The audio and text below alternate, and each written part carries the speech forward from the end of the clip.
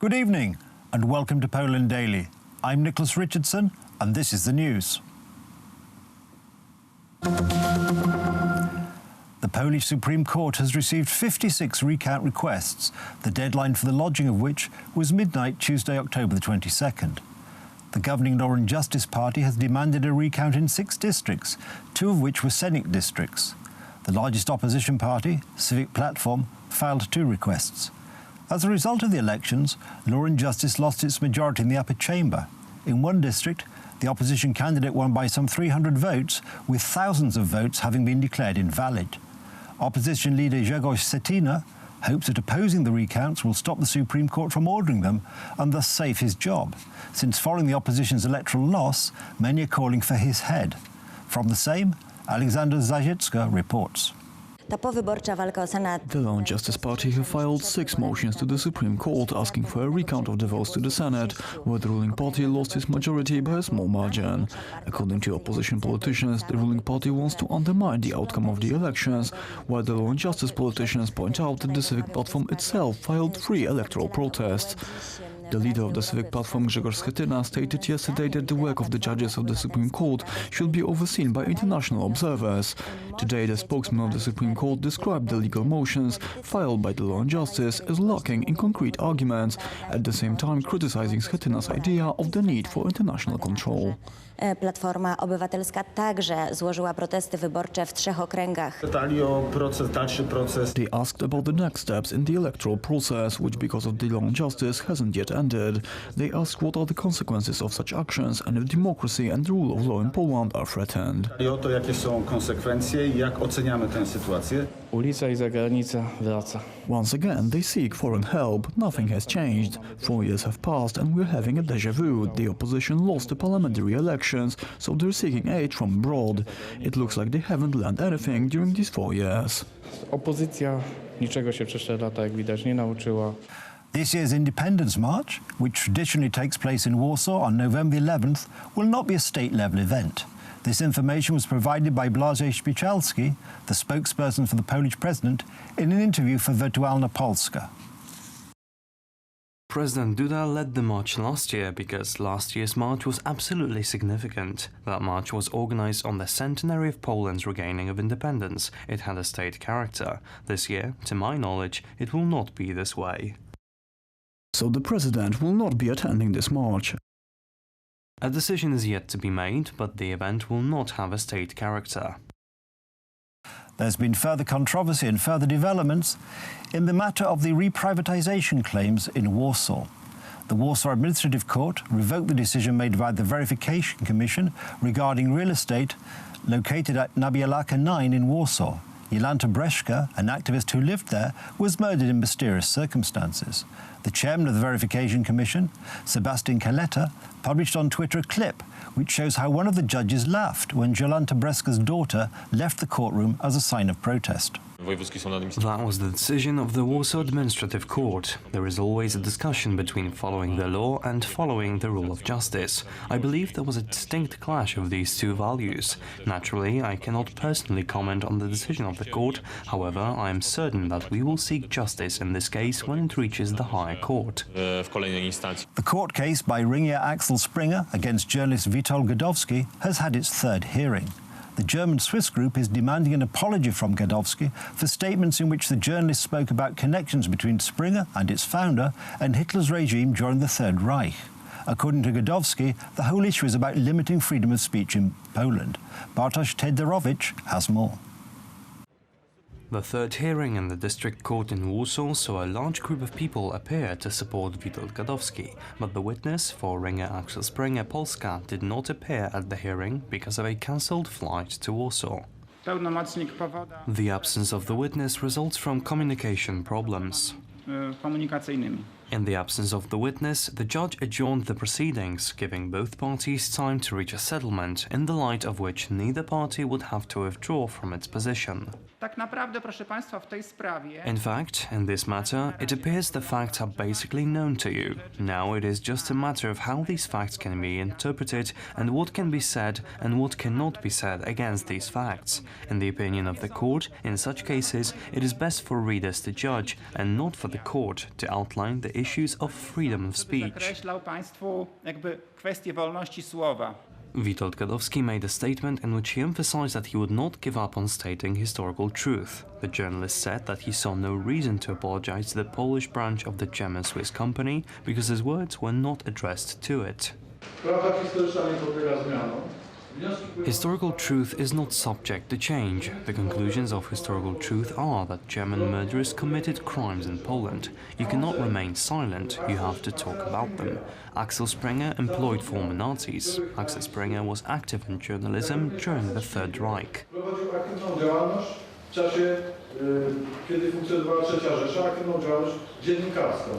In Gadowski's opinion, the only purpose of the trial against him was to limit his freedom of speech.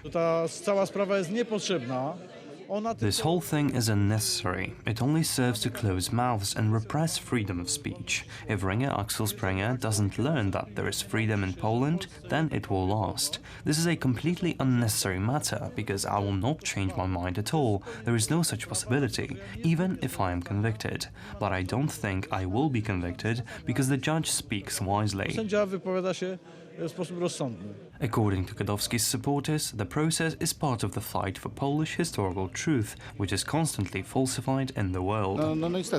This is simply a farce. German companies are doing what they want. We know that the saturation of the Polish media market is. We have to fight like lions to build our historical truth. Witold Gadowski was accused by company Ringer Axel Springer Polska of violating personal rights, which occurred in one of the journalist's columns, in which he described the associations of the Axel Springer concern and its founder with the Nazi Third Reich. The publisher of Fact and Newsweek, among others, demand an apology and payment of damages of 50,000 zloty from the journalist. The court has not yet set a date for the next hearing in this case. That's the news. Thank you for watching. Stay with us for the weather, Poland Daily Business and more programmes. But from me, it's have a good night and a better tomorrow.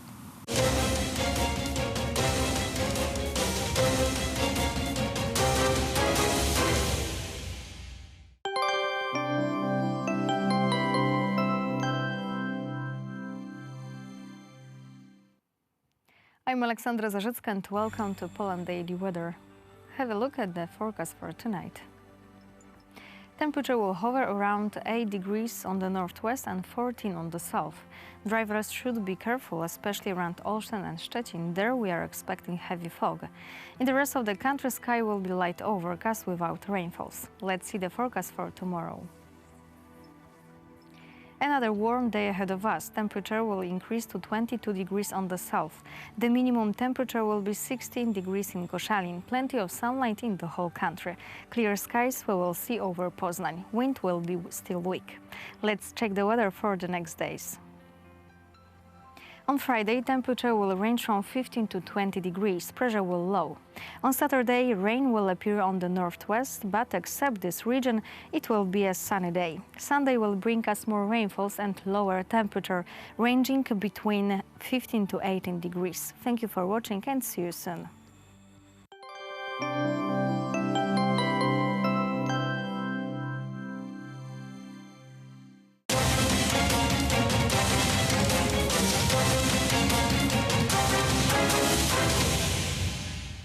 You're watching Poland Daily, Business Edition. Tonight, Professor Zbigniew Krysiak of Warsaw School of Economics and Institute of Schumann Stotz. Sir, welcome to the show. Nice to be here. Let us wrap up the recent election campaign. We had Law and Justice that confirmed its position. It has the same number of members of parliament as it has before. That means the Law and Justice will rule the country at least to the next election. And but there is a significant change. This time the voting for Law and Justice was to reconfirm it's their position and position of their economy. Do you agree with that approach? Oh yes, thanks to God that the Law and Justice, won and will continue, that this economic model, this, approach, which was a kind of a holistic one. And even some, journalists and, media in Western countries, they basically were worried about the change of the government, because the Law and Justice, government is very much really positively perceived, because by rating companies, by the different, economic experts on the Western, because this Polish model works, because, currently we see the development of last year over 5% growth in GDP, there is increasing, export, Poland has around 55% in the value of the export, 55% in relation to the GDP, which is a highest ratio. For instance, an average in the big European countries like UK, this ratio is only on the level of the 30%.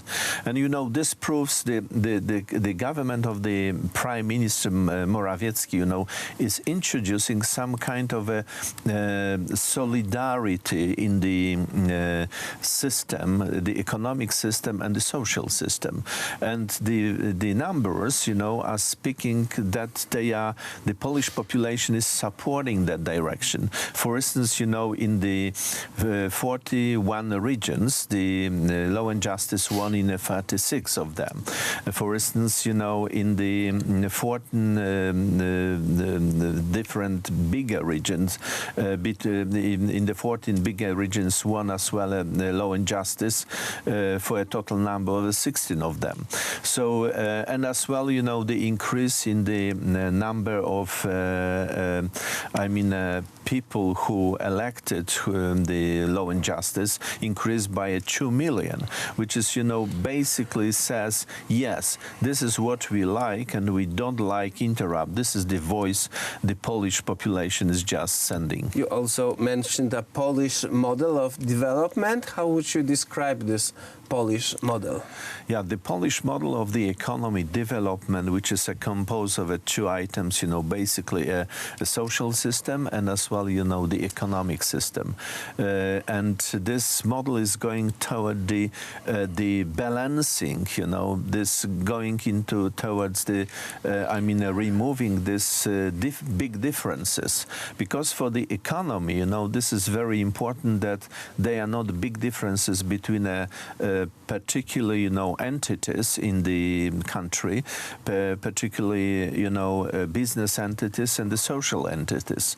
And this model is so-called the Commonwealth for all, not only for few of them. So in the past, basically, the direction assumed by the previous government was related to the neoliberal approach, where we notice that this was an increasing number, this was a decreasing number of richer people, and they get the biggest part of the profit, and there was an increasing number of poor people.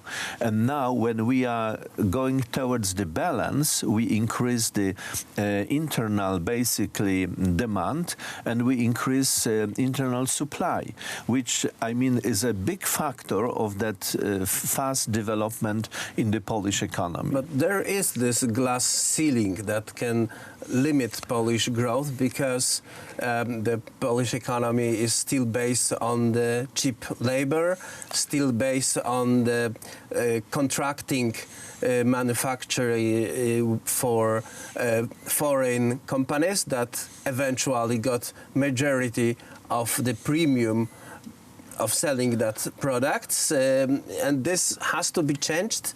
We have to have our own companies, our own supply chains, our own sales networks. This process takes years, and the question, how many years, and is that, if that there is awareness of that in the ruling circles? Oh yes, Alexander. I think this is already was triggered, this process. As you say, we now are switching and trying to transfer our economy, and we create more and more entities, businesses, startups, which are just focused on a high added value in the creating new products. So as in the current days, we have a big events which are related to meeting of medium and small size companies, which are basically mostly focused on that high technology, and this process takes a time, of course, but as we perceive, as we notice, as we analyze, the last 3-4 years, the big, steps were made, and additionally, what is good done by the government of the Prime Minister Morawiecki is that we are going to connect this company to different, products demanded by the government and the different local governments, which is a big space to deliver the funding to that small and medium size companies. And as we notice currently, the created connections to the American businesses. They are created connections to different as well Norway businesses, like a 5G a technology. Poland currently, one of the Polish company is now almost at the finish to create a satellite, which is a first time Poland is in the group of the countries which will have the satellite on the around the Earth, right? Well, it's very interesting, sir. Thank you very much for this conversation. Przepraszam, jeszcze raz muszę skończyć. Mogę? Dobra. Professor Zbigniew Krysiak of Warsaw School of Economics and Institute of Schumann Thought. Sir, thank you very much for this conversation. Thank you very much. And that was it for tonight's Poland Daily Business.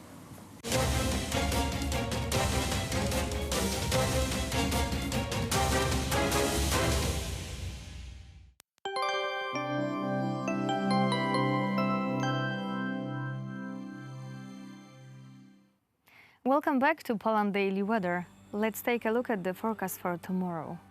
Another warm day ahead of us. Temperature will increase to 22 degrees on the south. The minimum temperature will be 16 degrees in Koszalin. Plenty of sunlight in the whole country. Clear sky we will see over Poznań. Wind will be still weak. Now let's check the weather for Europe. On the Iberian Peninsula, temperature will fall to 14 degrees in Madrid and to 18 in Lisbon. In Central Europe, we are expecting more sunlight and higher temperature. Still warm in the Balkans. There, the temperature will range from 20 to 27 degrees in Athens. Thank you for watching and goodbye.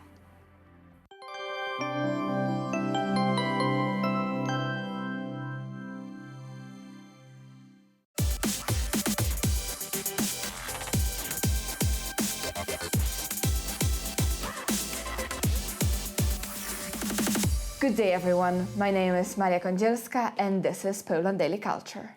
Being an artist those days ain't an easy task. The question is, do we at all need artists? We are going to convince you that yes, we do. In order to do it, a young Polish painter, Joasia Gąska, opened the doors of her studio for us. Thank you for the invitation. Thank you for having me, Maria. But before we start, let's have a look at her works.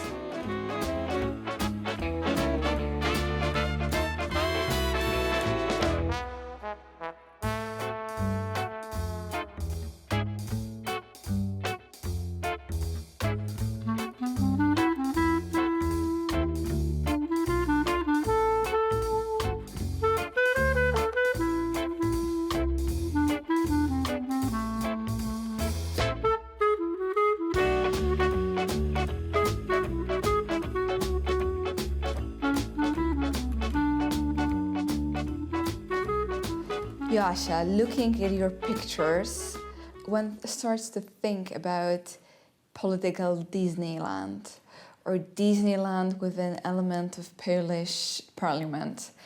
And it's funny, but it's also serious in a sense. What is the concept behind your work? This is a very interesting way of thinking about that, I guess, and probably, well, it's intuitive somehow. There is a lot of aggression in politics and our public life, public sphere.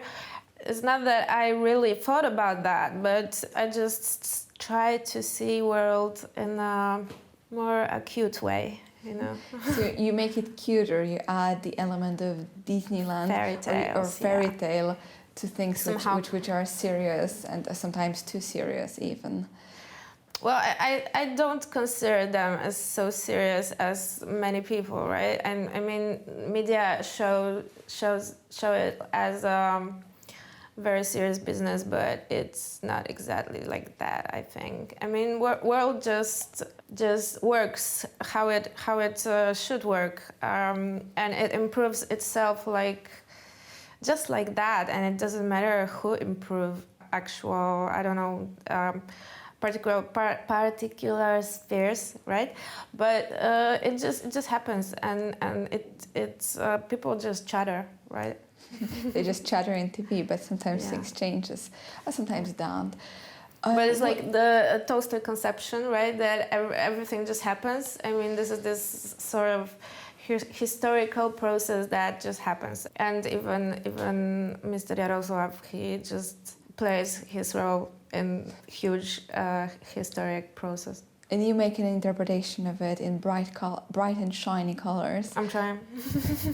With an element of fairy tale. So tell us, what is the most difficult in being a young artist? It's not an obvious way of looking at reality. It's staying in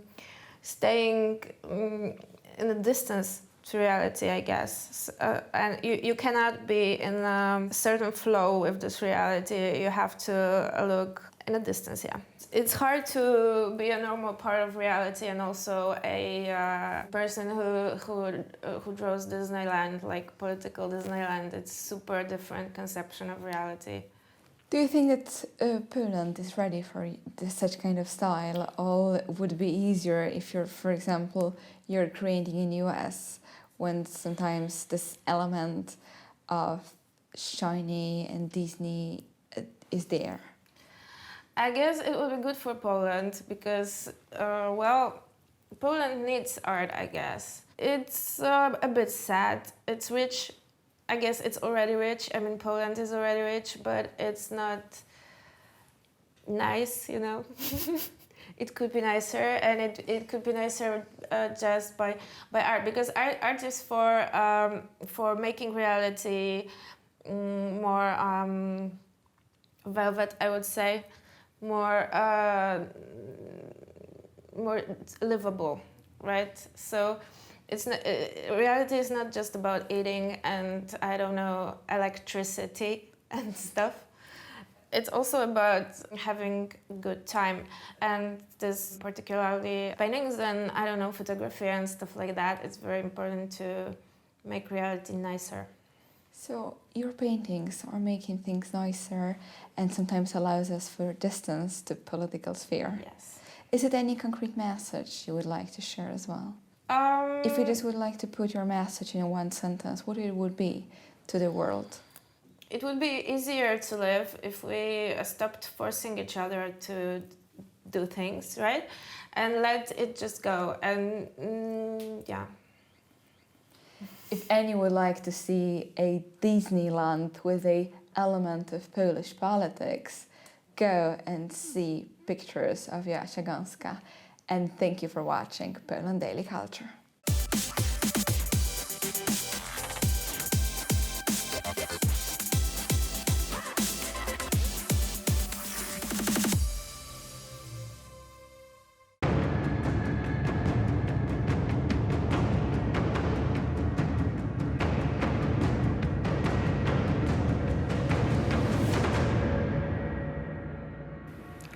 Welcome back to Poland Daily History. We're here in the studio talking to Anglo-Polish filmmaker Stefan Thompson. Stefan, welcome back. Hello. You've spent some time in South Africa, and of course, after the war, a large number of Poles were settled in South Africa. Is that what prompted you to visit? No, my father is British South African. Oh, right, So, okay. it's more familiar than that. My family's been there for, on my father's side, about 200 years. So closely tied to South Africa. But yes, there is a. My Polish family's no way related to South Africa. But on my British, well, I suppose I'm more South African than British. But yes, in that sense, I am linked to South Africa. And interestingly, the Polish ties. There are actually some interesting Polish ties between Poles and South Africa. In fact, when Jan van Riebeeck arrived in 1652, he arrived on a boat called the King of Poland. Ah. Interestingly enough, so the very, in fact, settlement of South Africa by the Dutch East India Company started on a boat called the King of Poland, and there are multiple sources which suggest that there was at least one Pole among the crew. And Poles were involved, did arrive in the early period of settlement in the very late 17th century and 18th century. There are a few stories of Polish adventurers, sort of mercenaries, adventurers. But it starts in earnest, really, in 1943, with, not after the war, but during the war, when Jan Smut's government agreed to the resettlement of 500 Polish orphaned children who came from Siberia. And 500 Polish children arrived to Johannesburg and then were settled in a camp called Utschen.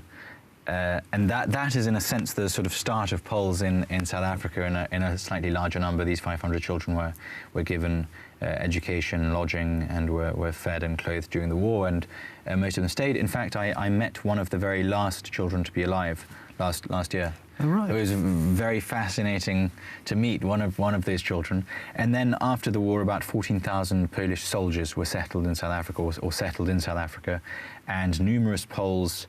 One of the popular destinations of Poles during communist times to escape was for many reasons South Africa. The States, Canada, Australia and South Africa were fairly popular destinations. So there's a good number of Poles in South Africa. And interestingly also, there's the links of South Africans to Poland. During the Warsaw Uprising, 2 South African Air Force divisions, the 31st and 34th South African divisions, flew in from Brindisi and were part of the operations to supply the Warsaw Uprising. Because that's something not many people will realise, actually. No. I mean, part of the, we'll come on to that topic later, but part of the Warsaw Uprising myth, of course, is that, in fact, there was no Allied effort to do anything at all. And, of course, actually there were some planes which did get through to with varying degrees of success. So with varying degrees of success, but with huge difficulty. Well, I mean, flying from Brindisi in southern Italy all the way through occupied Europe. Yes, because we forget, of course, that the aircraft themselves had much shorter ranges than we're used to today, and the whole idea of flying anywhere was much more problematic, particularly over long distances. Absolutely. Over Absolutely. territory where somebody may or may not shoot at you. Because they're trying to shoot you down. Exactly. Then you had to turn around and go back. Yes. Exactly. No, and you've spent quite a lot of time in South Africa. I've spent some time in South Africa. But no, and I mean it's a very interesting place, and one of my latest projects has been on the land reform that is currently being passed through and debated in Parliament, which has passed South African Parliament. One of the reasons of interest in that is of its close resemblance to the land reform which was passed in 1944 in Poland when the communists took power, with the nationalization of all land and then redistribution on a large scale. There is a very similar pass of legislation which has been passed and which has been debated, and obviously the structure of the country is substantially different to Poland, but again, the case broadly is that there's a minority of landowners, the same way there was in Poland, a privileged minority of landowners, and there's an attempt at social redistribution. So I looked into that, and there's a 3-hour documentary which hasn't been entirely finished. I've been working on it for a long time now. Which covers the land reform in South Africa, and to a certain extent compares it to what happened in Poland during communist times. And it's a sort of critique of communism, and it's a defense of, I think, one of the rare things that is hard to argue against. I think it's a position that is more or less impregnable, which is the defense of private property. Well, yes, without private property, then the whole society collapses, I think. Absolutely. Yeah, for sure. And I think probably looking at the African experience, probably one of the problems in many developing countries is the inability of people to actually get good title to land, which they can then use, albeit small bites of land, to actually get bank credits to run businesses, etc., etc. And if you don't have this basic private property safe in the jurisdiction, then it actually has a knock-on effect on the rest of your economic development. Yeah. But of course, it'll be interesting to see what happens in South Africa, whether this land is redistributed fairly, if it's going to be redistributed. It's also very interesting to see the strangest of alliances being formed across the political spectrum. Among other things, there's this group of Boers fighting for land ownership has gained the support of the Zulu king, King Goodwill, who happens to be the largest private landowner in South Africa, who is also a very staunch defender of private property because his land is at stake. So this very odd alliance of quite radical Boers being supported by King Goodwill. It's a fascinating time, and I mean, hopefully it won't go down the Zimbabwean way, but well, I think one of the tragedies in Zimbabwe is that it was a country which actually exported food. Land was redistributed to people who didn't really have any interest in farming. So whereas land had supported a farmer and his family and the farm workers and the farm workers' families and anybody else who tagged on people, let them live there. Now in the hands of some of these sort of politician types who have no interest in farming, and this land is not used properly, and of course people who used to live on it no longer live on it, so that causes mass destitution, and that's very sad. But that's sort of probably and mass unemployment. Agriculture currently employs about 6% of the South African workforce.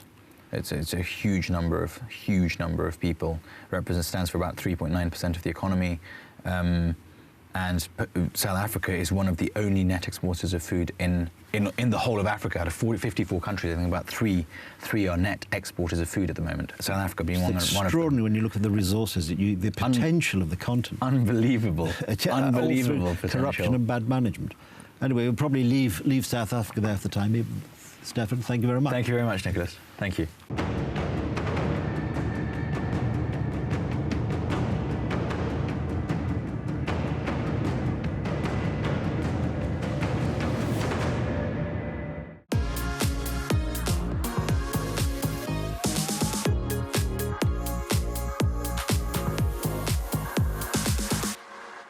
Hello, everybody, and welcome back.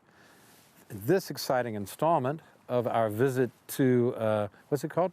Wsi Lubelski? Muzeum Wsi Lubelskiej. Yeah, exactly. Bogner. He hasn't lost patience with me yet, although I did manage to finally get out of jail and change back to my fine Washington Capitals hockey hat instead of a straw hat, which made me feel a bit like a prisoner, I have to say. But now I feel good. I feel free. We've been joined by our friend who is dressed as a Jewish gentleman of the time, of about 120 years ago. Yes? Yes.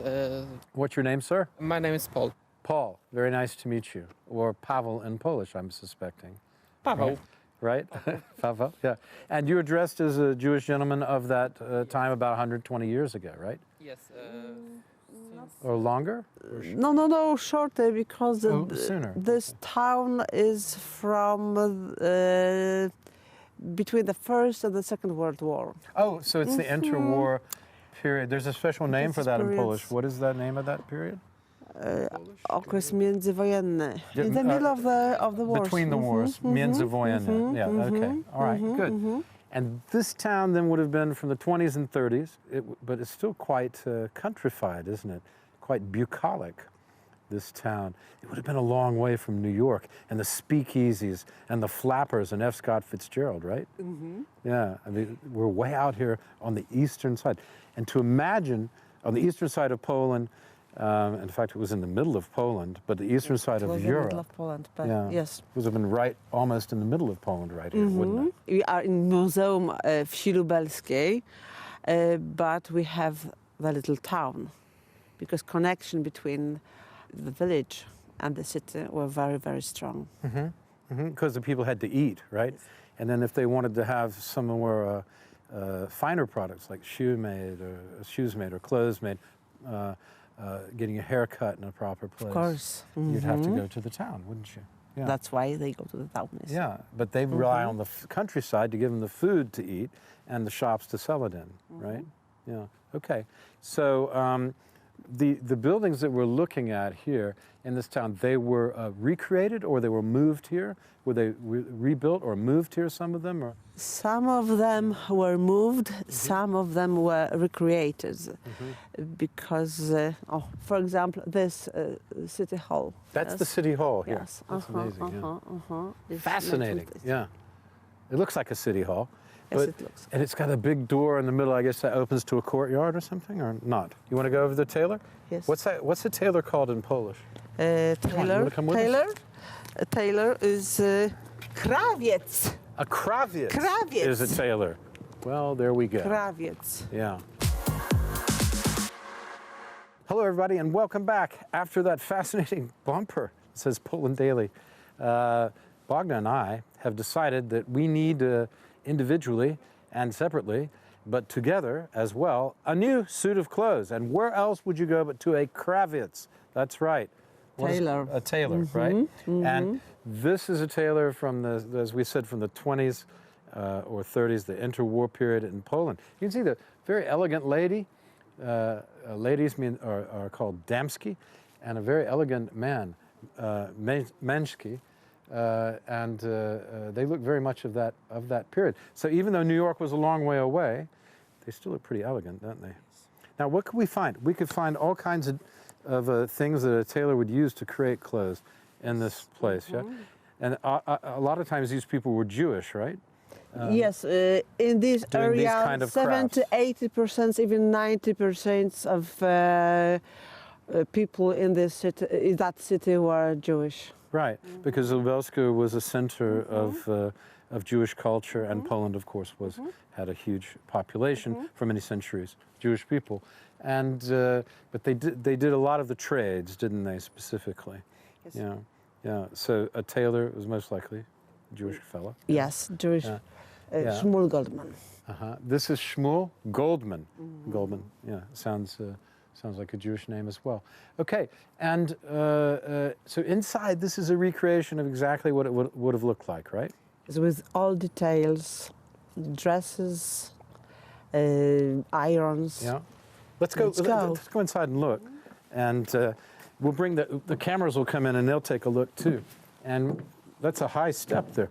It's like an old West town, folks. It really reminds me of something out of this that time period in the American South, for example.